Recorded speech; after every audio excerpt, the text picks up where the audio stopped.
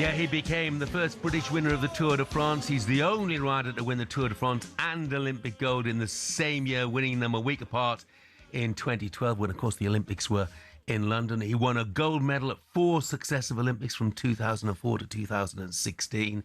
He held a record as Great Britain's most decorated Olympian with 8 medals, and Jason Kenny won his 9th in 2021. He remains the only rider in history to have won both world and Olympic titles on the track and the road. The one and only Sir Bradley Wiggins is with us right here in the studio. Morning to you, Brad. Morning. Thank you. How are you, mate? Good form? Yeah, good, thank you. Thank you for having me on. I'm a fan of the show. Oh, thank you, mate. Yeah. Thank you. To see. The first thing I'd like to say is, when you hear Jeff read that out, right, does it actually sink in? Yeah, of course. Yeah. I mean, I've had a lot of time the last 9 years since I retired to look back and have some perspective on that whole thing. But there was a period, as I've said about opening my book, that I was, wished a lot of that hadn't happened. I'd blamed cycling for lots of things in my life. But now I can honestly sit here now and say I'm proud of my achievements, and I'm proud of the application, the process of what it took to get there.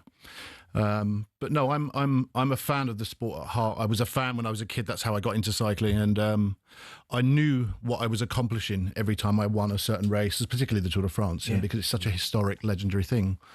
But yeah, I am Mally. I mean, obviously, you've got your book out, The Chain. Now, I have to tell you, if anybody's expecting just a sort of sporting autobiography, then this is not it. Because it's harrowing, warts and all, isn't it? Stories of sexual abuse and of cocaine and so on and so forth. I mean, the first question from me really is, how are you now? I'm very well. The last 18 months I've been in recovery, and I'm in the best place I've been for a long, long time. And part of that is accepting all the things that I perhaps buried for many years, that cycling was a distraction for, particularly elite sport, and the amount of effort and training that goes in, and I think in not accepting that and not being open about it and never telling anyone about certain issues that were in the book, your ego takes over when you're an elite athlete, and particularly on top of your game. And yeah, it wasn't until 36 that I retired, and these things sort of hit me like a brick wall, really, and one of them is the murder of my father as well, who left home when I was a youngster, and of course I met him in my late teens, who was a professional cyclist himself, which is why I got into it. So there was lots of things that cycling became a great distraction for at the time, and so yeah, I'm in a great place now, Jeff. What's that's, first of all, that's so good to hear. That's brilliant to hear.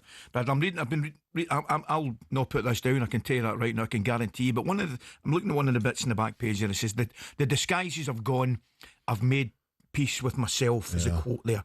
I find that quote absolutely fascinating. So it sounds very much to me, and tell me if I'm wrong reading into that, it's as if, I wouldn't say you were living a lie, I wouldn't say that, but at what point did you realise you could now become you, the real you? Well, I was living a lie for many years. The person who stood up at Sports Personality and accepted the award with a late 70s dandy David Bowie suit on, mod rock and roll hairstyle. 2 nights after that, I was playing at the Hammersmith Polo with Paul Weller, jam songs on stage. I created this perception of myself because of my insecurity and my self-worth and the shame that was attached to me from the things that had happened in childhood. And the more famous I got, or the more celebrity I got from the more success I had, that that amplified the eccentricity of me, and so I kind of latched onto something that I perceived as cool to kind of get by because of what I felt about myself. And then when I retired, and then my drug use and things like that, and I can't say it was a coping mechanism or whatever it was that led me down that path into addiction. The self-hatred that followed, the shame came to the surface, and I was living a lie, not only as a cyclist because of what I'd hidden from childhood, being sexually abused by a 72-year-old man for 3 years, my first coach, that emasculated me incredibly. And so after that, during my career, there was no way I was ever going to come out with that.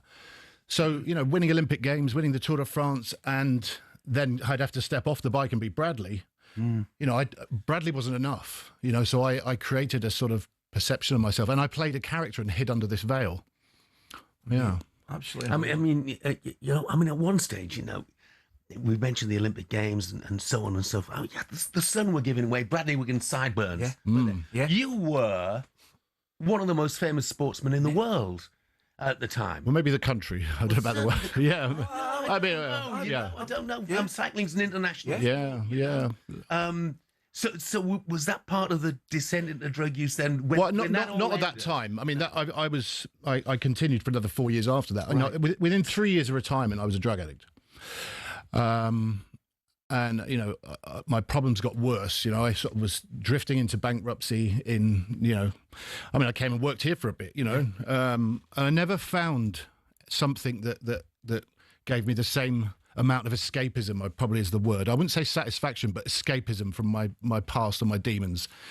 And so I had more time to think, more time to, to get up to mischief and kind of spiral. So it was, and it's only now with hindsight that I look back on this as I've been working on myself and dealing with, getting rid of the ego and getting rid of the veil and also being transparent about the things that have happened to me.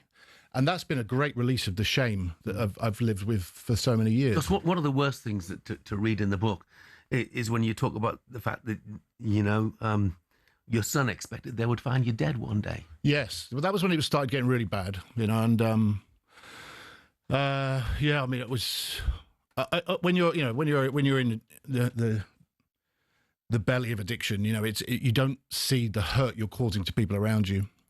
And you live a very selfish existence. I was a functioning addict in many ways because, I would go to work and the bits of work I did have, I would manage to get through, but the minute the work was over, I would isolate. It's a horrible time really, but my kids were well aware of it. I couldn't hide it from them and they were very supportive. And, it got to a point where only have I found out in recent years or since I've been in recovery, just the extent of the pain that I put them through, Do you think, Bradley, it's amazing listening to you, do you think, taking your situation, do you think there's enough done or there's enough places to go for top elite sports people when all of a sudden the door's closed? Yeah, and you're maybe not, Ali. But one thing I realise now is we're all grown adults, and I do think we have a responsibility to ourselves to be responsible. Yeah. And I don't think that there should necessarily be a natural fallback for athletes who retire that have had everything done for them their whole lives. That it's very easy as an elite athlete when you finish, especially if you're good, to have an element of entitlement. And expect there still to be an income and expect there still to be the praise and the worship. But one thing I would say to myself looking back is, get yourself together, take responsibility for your life, take responsibility for your responsibilities and work on yourself because no one's going to do it for you. And it's the same when you're in addiction. You have to want to get out of it. You have to want to get better yourself. No one can do it for you. And I think now that is... What made you want to get better? What set you on the path to recovery? I was getting sick of being the version of myself that I was. And I knew I was heading for an early grave, And I knew I was better than that. I think I knew that, I'd spent 20 years as Olympic champion. I'd spent 5 Olympic cycles going through that 4-year cycle of application, setting a goal setting, dealing with disappointments, getting up each day and working towards an objective. And I found myself at my darkest moments looking back going, what have you become? Looking myself in the mirror, thinking, who are you? You're not even being a model parent right now. And I think it was that really. And I was also, as is detailed in the book, becoming more and more like my dad and ending up more and more like my dad was found in a ditch in 2008 after a blow to the head. His life had fallen off the rails. He'd been in and out of prison, he'd a heavy drinker, recreational drugs. He was a professional cyclist. He was a world champion. And, in all this kind of wallowing in self-pity as I was doing, that I don't want to ever become like my dad, don't want to ever become like... I was heading exactly the same direction as him. So, at some point I had to get myself together. We're still joined right here in the studio by a legend of British sports, Sir Bradley Wiggins, whose book, The Chain, is out right now. Obviously, Brad, we listed all of the triumphs during that spectacular career. Anything stand out? Was it the Tour de France that gave you the most satisfaction? Gold? I think London 2012. Yeah, London 2012 will always be, you know, that was my defining moment in many ways. And to win it 10 days after winning the Tour de France. That's some going. And to come back to London. I mean, I grew up on an estate 2 miles from here in Kilburn, you know, and, you know, trying to get out of an estate in the early 90s wearing Lycra was quite a thing, you know, because cycling wasn't like it is now. Yeah. And the, you know, the clothing isn't what like it is now, you know, and it wasn't space age, and we didn't have, you know, people like Sir Chris Hoy and Mark Cavendish and people that have made the sport cool. And but nonetheless, cycling was an escapism for me to get out of that area that I lived in, and I was incredibly ambitious, you know, and cycling was an escapism for me, as I say. But I look back now that London 2012, you know, 20 years on from 1992 and trying to get out of an estate wearing Lycra, you know, I'm riding around the streets of London to a gold medal in front of millions of people. Tell me about that, Bradley, because I remember that as if it's yesterday. I remember sitting watching that, and everybody talks about, you know, Super Saturday. Super Saturday is fantastic, the Olympics, no doubt about it. But that time trial will be with me at my dying day. What's going through your head? I mean, is it just total concentration? Is it just you pushing yourself to the limit? Yeah, I mean, you just get into the individual time trial is really an event about getting into your own mind, you know, and it's the execution of your effort and power over a 40 kilometres, so it's 50 minutes long. So obviously it's not something you can go out and empty yourself in the first 10 minutes. You've got to ride a line that is we call it threshold line. And it's got to be something that is you're able to sustain from A to B, that you don't die off at the end, but that is all you've got. You couldn't sustain it for one more minute at the end. So it's something that, you know, not everyone can do. It's what makes you better than other people in a time trial discipline, but it's also a mental thing as well. You know, the way we approach that is not going out and looking at the whole 50 minutes of its entirety, a bit like a 400-metre runner. They don't look at the whole 400 metres in its entirety because it's off-putting.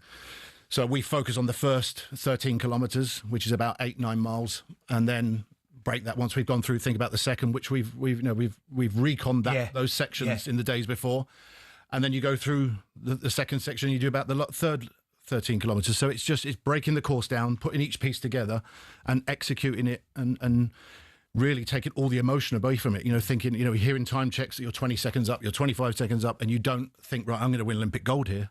This is my moment. It's just taking all the emotion away from it, which takes the emotion away when you've finished as well, because it's thrust upon you in that moment. And of course, then you're expected to, you know, sit in a throne and in a bank full of press. And of course, I do the sort of Winston Churchill thing. And, you know, I had to step back into being Bradley the minute I stepped off the bike. I could execute Olympic finals. I was never comfortable in my own skin when I had to face the press and that, which is, you know, as I was talking about earlier. Yeah.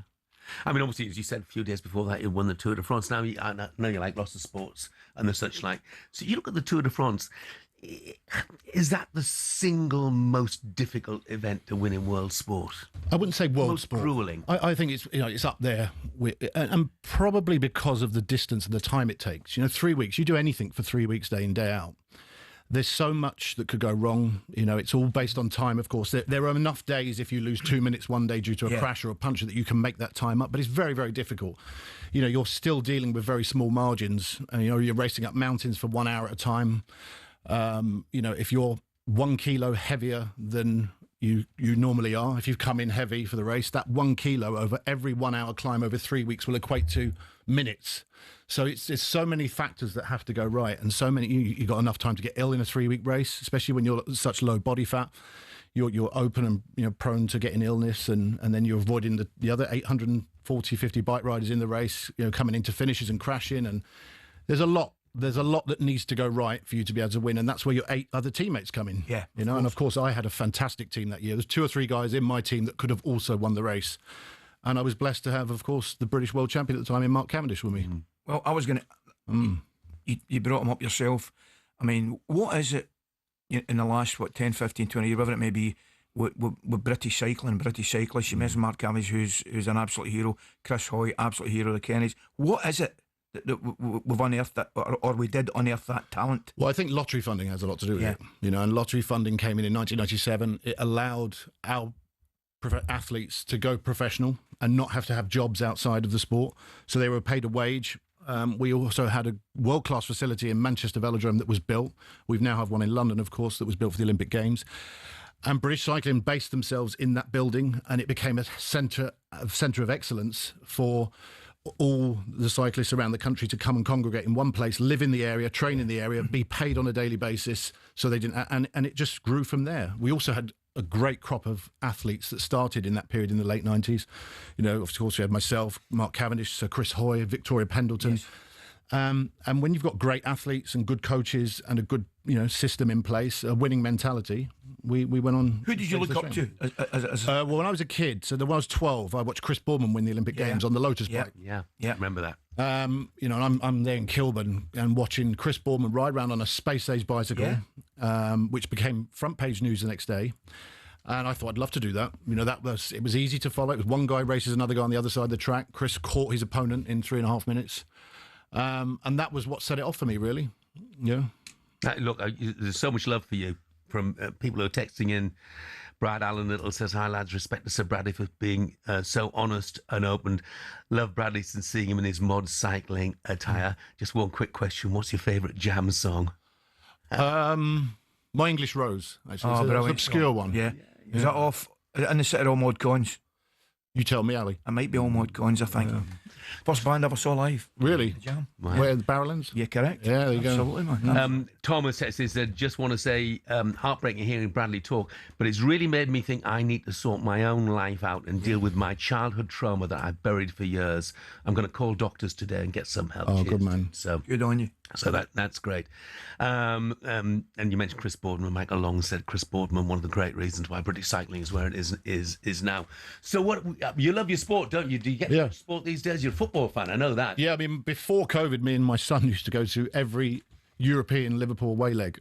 Brilliant. Yeah. Wow. But my son's now following in my footsteps. He's a cyclist, He's a isn't he? cyclist, hoping to get selected. He's doing really well, isn't Really, he? he was world champion a few years ago. He's now hoping to get selected for the LA Olympics. So he's kind of, life's got busier. I'm living down here now, and we haven't been to a game for a long time. Yeah. Is there anything? It's brilliant, as I said. You look and sound in a fantastic place, Bradley, which is great, and you maybe don't miss anything. But is there anything you miss? Do you miss the competition? Do you miss the fitness? Do you miss the routine? Is there anything you miss? I mean, I train every day still now, like a professional athlete. It's the only thing that's served me well in my life. Yeah. Is training. What would that involve? Well, I mean, I make sure I make the training of the day my priority, and everything that goes around that, the eating, and I'm already thinking about tomorrow and what I'm going to do tomorrow and where I'm going to fit that training in around work and stuff. But obviously, it's a little bit different. I have to keep that in mind to when I was training. But I don't miss anything about professional or elite sport, because the version of myself that I had to become to do that and cope with it and on a daily basis, it's just it's not a healthy existence, or it wasn't for me anyway, because it didn't set me up for normal life when I retired. But are you ever able now to reflect on the pleasure you gave to millions Absolutely. of people? Well, yeah, I mean people every day, at least one a day, that come up and feel the need to tell me how much they remember a certain race or at a certain event and what it did for them. And that is an incredible thing to have, Well, it is. I mean, genuinely. Myself, you've got me looking at a television screen screaming. I mean, that must have some. When you think about that, and I'm amongst millions up and down the country sitting watching that television. Yeah, no, I mean, it is incredible, and yeah, I mean, I struggled a long time to deal with that. I always struggled with taking praise and things like that, and obviously that goes back to what I was saying earlier about my own worth issues and stuff that I had.